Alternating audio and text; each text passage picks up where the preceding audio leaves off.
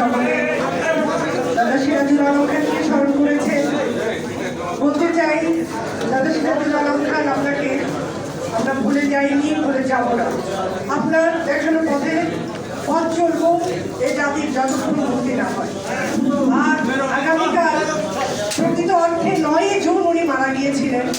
যেহেতু সংগঠন অনেকে পালন করতে চায়, সেজন্য আমরা আজকে করেছি। আগামীকাল যুব বাঙালি